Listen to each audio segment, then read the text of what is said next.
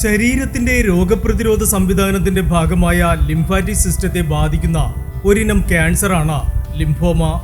ഇന്ത്യയിൽ മാത്രം ഓരോ വർഷവും 23,000-ലധികം ആളുകളെയാണ് ലിംഫോമ ബാധിക്കുന്നതെന്ന് MCRന്റെ കണക്കുകൾ സൂചിപ്പിക്കുന്നു.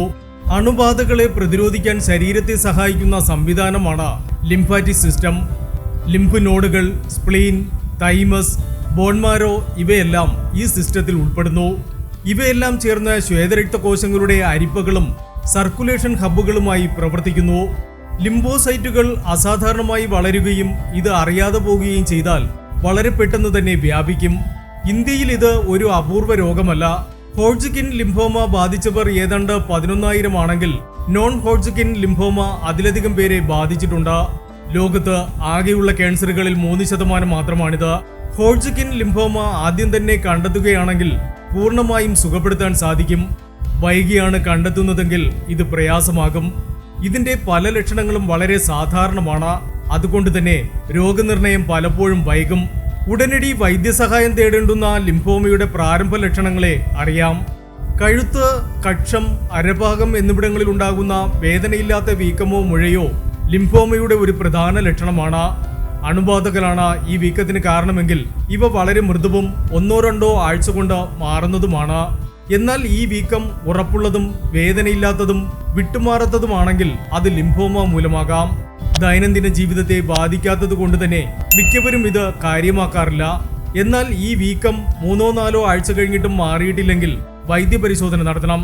സ്കാനിങ്ങോ ബയോപ്സിയോ ഡോക്ടർമാർ നിർദ്ദേശിക്കും. നീണ്ടു നിൽക്കുന്ന പനിയാണ് ലിംഫോമയുടെ മറ്റൊരു ലക്ഷണം. ലിംഫോമയാണെങ്കിൽ അത്ര ഗുരുതരമല്ലാത്ത വന്നും പോയും ഇരിക്കുന്ന പനി വരാം. സാധാരണ മരുന്നുകൾ കഴിച്ചാലും ഇത് മാറില്ല. ഡോക്ടർമാർ ഇതിനെ ബി സിപ്റ്റം എന്നാണ് തരംതിരിച്ചിരിക്കുന്നത്. ഇന്ത്യയിൽ സാധാരണയായി വൈറൽ അണുബാധകൾ മൂലമോ മലേറിയ മൂലമോ ഒക്കെയാവും പനി വരിക. അതുകൊണ്ട് തന്നെ രോഗനിർണയം വൈകും. പനി വിട്ടുമാറുന്നില്ലെങ്കിൽ ഒപ്പം ലിംഫ് നോഡുകൾക്ക് വീക്കവും ഉണ്ടെങ്കിൽ വൈകാതെ തന്നെ ഒരു സ്പെഷ്യലിസ്റ്റ് ഡോക്ടറെ കാണണം. ഉറക്കത്തിൽ നന്നായി വിയർക്കുകയും വസ്ത്രങ്ങളും ബെഡ്ഷീറ്റും വരെ നനയുന്ന തരത്തിൽ വിയർക്കുകയും ചെയ്യുന്നത് സാധാരണമല്ല. ലിംഫോമയുടെ ലക്ഷണമാകാം ഇത്. ശരീരത്തിലെ അബ്നോർമൽ കോശങ്ങളോട് ശരീരത്തിന്റെ പ്രതിരോധ പ്രതികരണമാണിത്. കാലാവസ്ഥ മാറ്റം, സ്ട്രെസ്, ഹോർമോണുകൾ ഇതെല്ലാമാണ് വിയർപ്പിന് കാരണമെന്ന് തെറ്റിദ്ധരിക്കപ്പെടാം.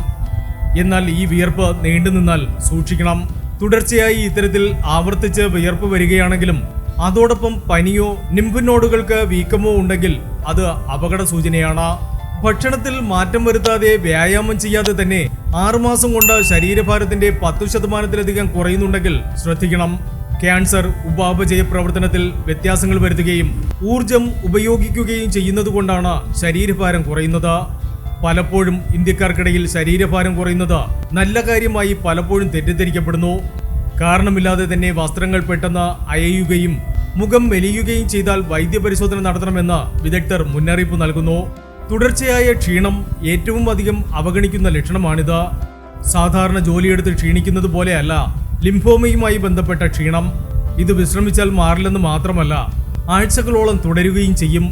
ഇത് ക്യാൻസർ മൂലമോ പ്രതിരോധ സംവിധാനത്തിന്റെ അമിത പ്രവർത്തനങ്ങൾ മൂലമോ വിളർച്ച മൂലമോ ആവാം.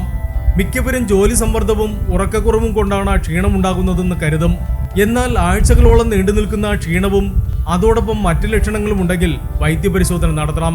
അതുപോലെ തന്നെ ചില രോഗികൾക്ക് അതിഭയങ്കരമായ ചൊറിച്ചിൽ അനുഭവപ്പെടും. ശരീരം പുറപ്പെടുവിക്കുന്ന ഇമ്മ്യൂൺ കെമിക്കലുകൾ മൂലമാവാം ഇത്.